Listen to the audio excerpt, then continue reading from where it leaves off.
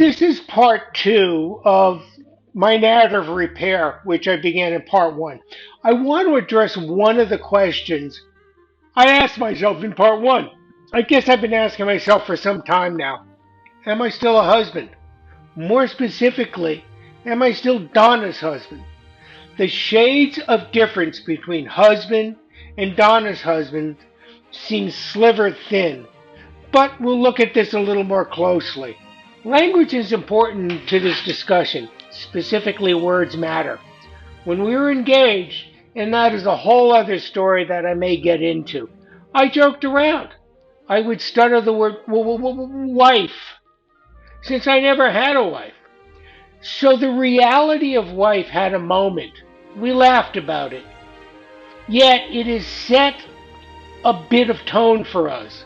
The time was 1983. The women's movement from the 60s was still fresh in our minds.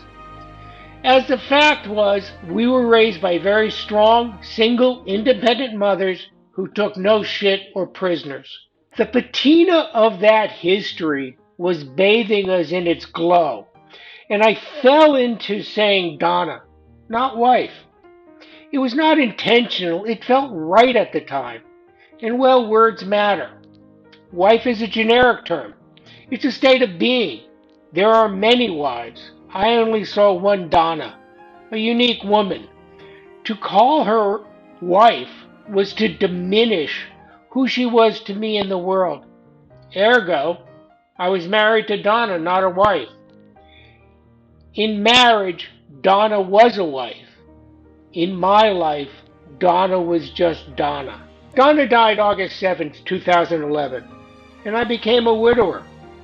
A widower is not a husband, or is it? I checked what others thought about it. Asked, is a widower a husband?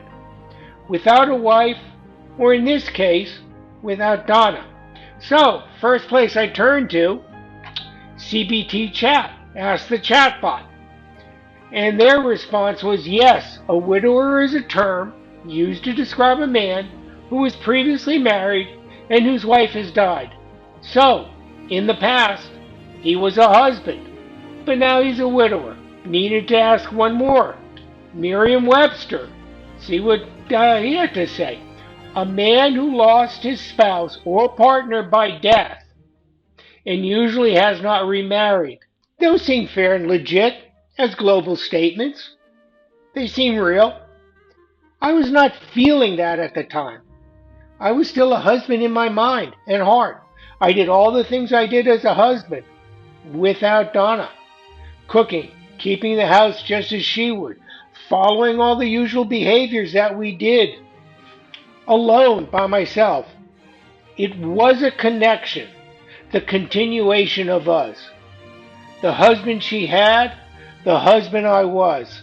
I read about loss. Though we all grieve differently, we all share a common language based on our emotions. Sharing with others struggling with loss is critical to learning, our own learning, my learning, other people's learning. I joined widowed groups, Hot Young Widows Club, and Soaring Spirits. I was active and engaged in these groups, sharing my journey and helping others with their journey. I wrote the memoir, which I hope you read. I posted a lot about grief, loss, love, and Donna. All of this was processing for me.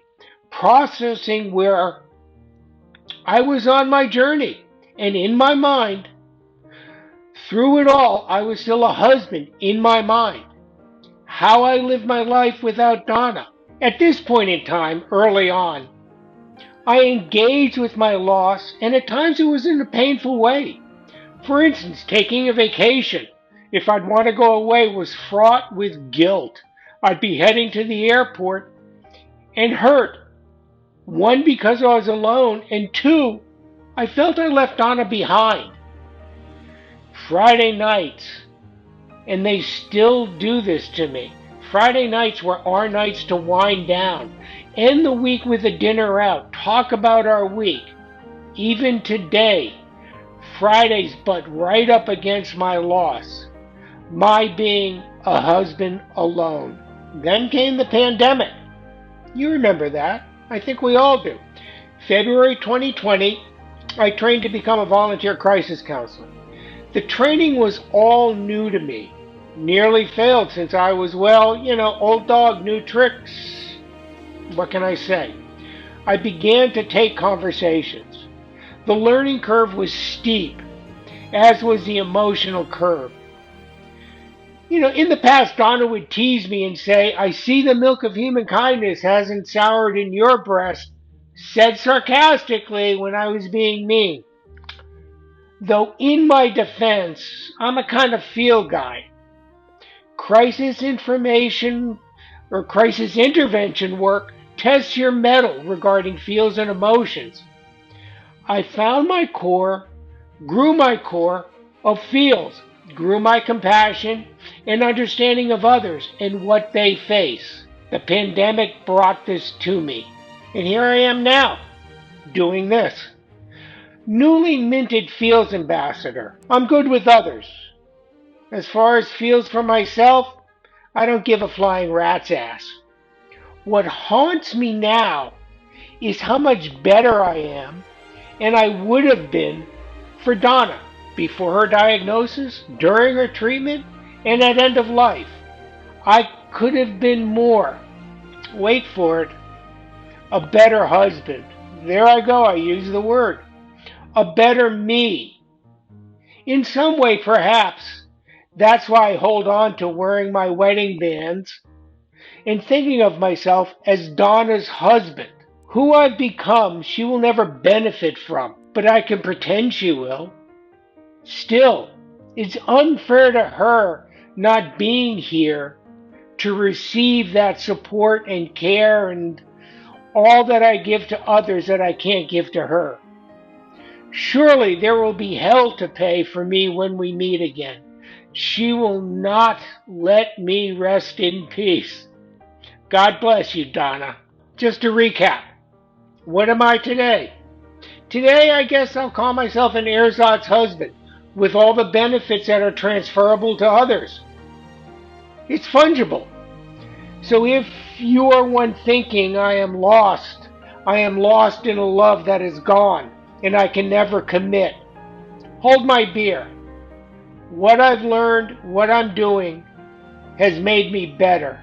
And though, in some regard, in many regards, I wish I could give it to Donna, I do willingly give the better part of me to others.